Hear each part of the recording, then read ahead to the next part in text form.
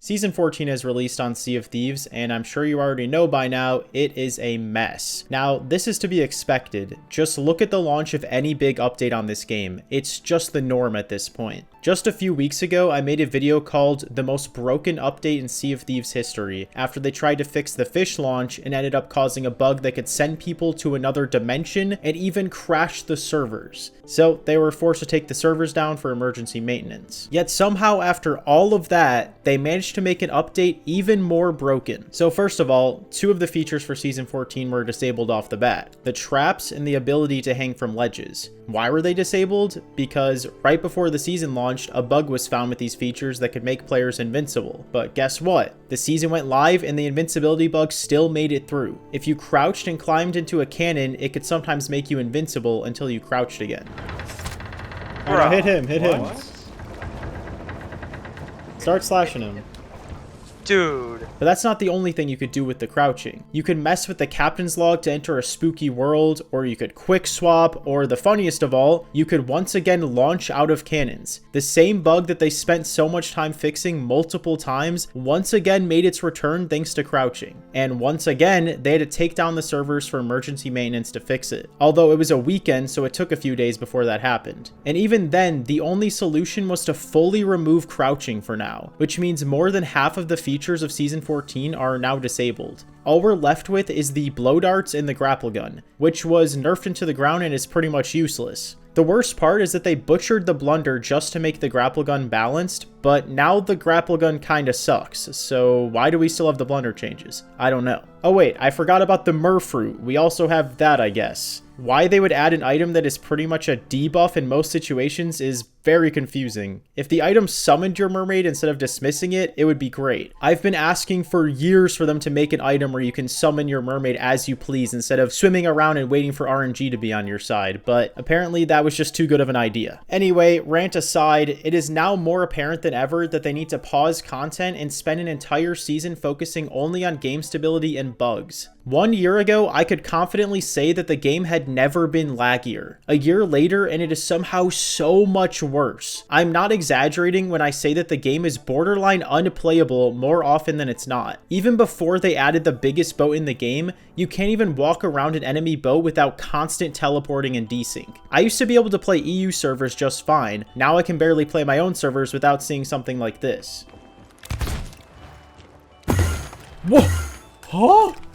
What? And the funniest part about it is that players often think they're seeing a hacker when really they're just seeing lag. Oh my, he's just teleporting! Border! Oh, he's hacking! He's teleporting! This type of lag used to only be experienced when you would be fighting the entire server at the same time with a bunch of loot in the mix too. Now, even if you're fighting just one boat, you will often get extreme lag, to the point where I don't think I've had a single session of Sea of Thieves in the past year where I didn't call out someone straight up teleporting. Just look through any of my videos and how often I use the Enderman sound effect because the servers just can't handle PvP anymore.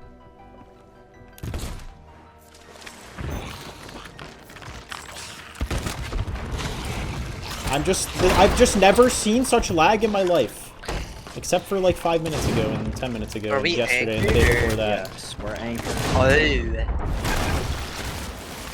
I can't move. The game has always been laggy and hitreg has always been bad, but never this bad. One of the biggest requests for this game since 2018 was for them to increase the player counts on servers. But 2 years ago, they were forced to reduce it. To this day, it is still not back up to where it was at launch, but the game continues to get laggier even with less ships. This is genuinely just embarrassing that Xbox's flagship game is in this state. Now here's the problem. And even though I see the comment regularly that we should just stop everything and fix bugs, that isn't going to help us maintain an engaging game and continue to run a successful business. What they don't realize with this statement is that they would profit more and keep players around for longer if the game was actually functioning as intended at any point ever. Do you know when the perfect time to do a bug fix only season would have been? Right before the PlayStation launch. The game was being introduced to millions of players who had never played it before. They didn't need new content to keep them engaged because the entire game was new to them. They just needed the existing content to not be a laggy mess to keep them around. If we look at Google Trends, the interest in this game is at the same level it was last year, meaning they just introduced the game to millions of new people on a new platform and it still did not receive any long-term growth. That is something I just never could have predicted. One thing that would help that everyone has been begging for is releasing Insider to the public. I mean, it's pretty much already public because any of you watching this can join it by clicking 2 buttons. So why are we still not allowed to talk about it? As of right now, most insiders aren't even leaving the tavern when they load in. They just AFK for 1 hour per week to get the rewards and they don't think about it again. If content creators were able to stream Insider, not only would it create hype for the updates, but all the bugs would be found so much sooner. Look at the staging branch in Rust or Valorant, for example. Whenever a new update comes out, people do a bunch of testing and find so many bugs, all while streaming or making videos on it. In Sea of Thieves, that's pretty much what I did, but on the full release of the update. That just shouldn't happen. But even if these bugs were found earlier, there's no guarantee they would fix them, because a lot of the bugs that make it to the game were reported months prior and somehow still squeeze through because once again, bug fixes aren't their priority right now. They keep adding new content and bloating the servers even further instead of going back and improving the existing content, which would require much less time to do, cause much less lag, and would free up time for them to fix bugs. For example, look at the Burning Blade. Season 13, despite its flaws, was one of the most fun updates they've ever made. The problem is, it's already dead. Nobody wants to sail on the Burning Blade when there's nothing to do. Why they haven't gone back and improved it is beyond me. You should be able to stack world events and do quests as you please on this ship. If that was an option, more people would want to take them over and spend more time on them. Because as of right now, the only thing you can do is rituals, which is somehow even more boring than slashing skeletons. But back to the point of improving old content, that's just one season of many. There's so many areas of the map that are just unused and wasted potential. Look at Sea Dog Island, Shores of Gold, the Coral Island, the Shrines, the entirety of the Devil's Roar. They are all either used for one thing only or nothing at all. Molten Sands Fortress, for example, requires you to sail across the map just to get the same garbage loot as you would anywhere. It's better to just swap servers and find a world event closer to you than to waste your time going over there. Other than that, there's no reason to visit the Devil's Roar unless you're doing Ash and Athena quests, which have been outclassed by better ways to level up Athena for the past 4 years. If they made Molten Sands have better loot, maybe even an Ash and Athena, people would love to visit it. It's such a simple change too. Now let's look at Fort of the Damned. Other than making it 10 times easier to do, it hasn't changed much in 5 years. Yet it's still one of the most active parts of the map. It would be so cool if there was more to it than just getting a Skull of Destiny and tossing it in. What if you could put different skulls in there to get different enemies and loot? For example, if you put the Ashen or Obsidian Wind Skull in, all the enemies in the loot would be Ashen as well, including the Athena. Or what if you could even put the Skull of Siren Song in there to get Coral enemies and Coral loot? It's crazy to me that they added 3 cool new enemies for Pirate's Life over 3 years ago, and they never used them for anything else other than randomly spawning on islands. Anyway, speaking of the Skull of Siren Song, nobody does it. The only reason people vote up that quest is because it makes you spawn closer if you sink. But you're also forced to listen to Briggsy talk for the 100th time. I'm searching for a specific skull.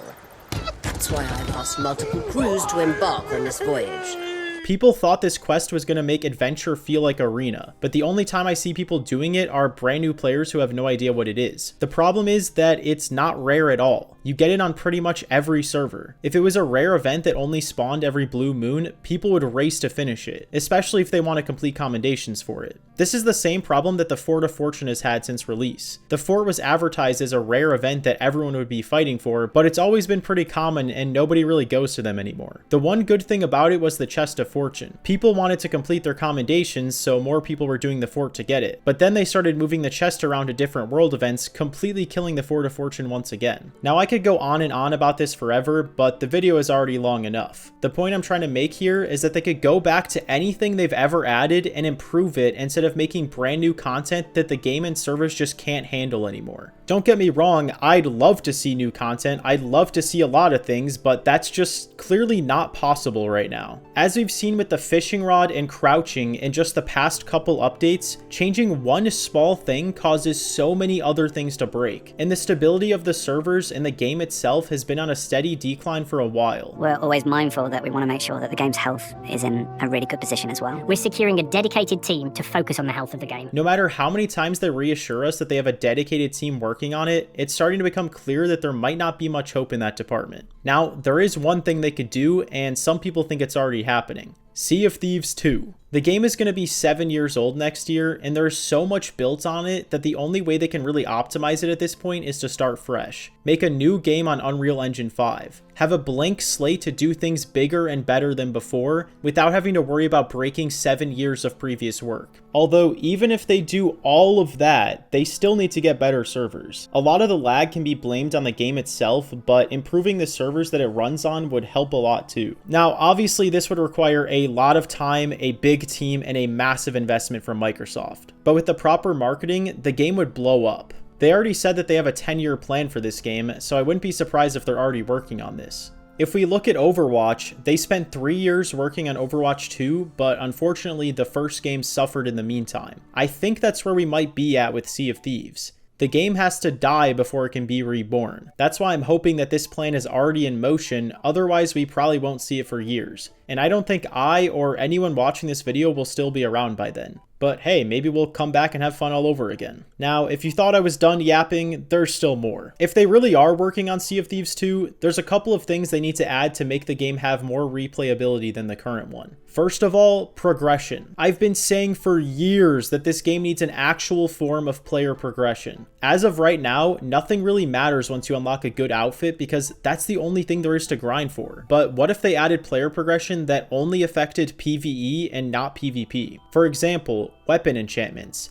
Look at Destiny or World of Warcraft players. They will grind the same raid or dungeon hundreds of times just to get a weapon that is 1% better than the one they already have. Nobody is putting in that much effort to get a shitty cosmetic that they'll never wear in Sea of Thieves. But what if you could grind certain commendations to unlock weapon enchantments? For example, a soul-sucking enchantment that heals you a little bit every time you kill a skeleton, or a flame enchantment that has a 10% chance to light a skeleton on fire when you hit it. You get the idea. They could also do ship upgrades that only affect PvE, like maybe you could unlock spikes to go on the side of your ship that stop krakens from wrapping you. There's so many things they could add that players would grind much harder for than they would for cosmetics. Now, let's talk about Arena. Arena used to be the best place for new players to learn every aspect of the game. Then they removed it, and they tried to blame the players for not playing it enough, even though they completely butchered it beforehand by announcing that they wouldn't be updating it anymore. We aren't planning to kind of continue evolving and updating Arena as part of Sea of Thieves. But we won't be investing kind of future development time in terms of new features or changes. And then they fully removed chat from it, which was a big part of why it was so fun.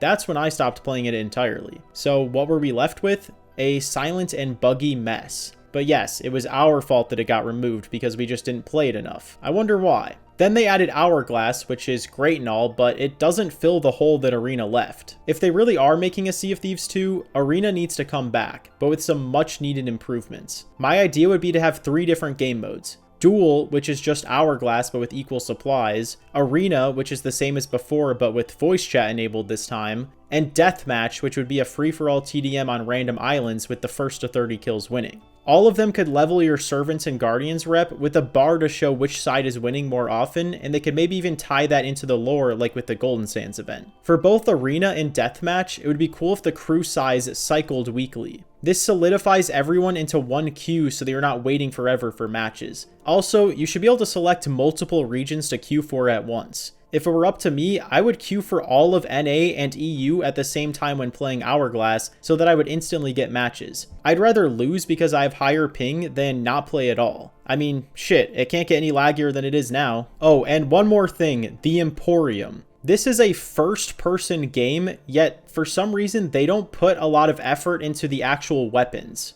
Most of the stuff they make is for outfits and ships. If they made some cool weapon cosmetics that had their own animations and everything, like in Valorant, so many people would buy them, and that could also help to fund the second game. Anyway, that's all the yap I got for now, but I might make more videos like this in the future. We'll see.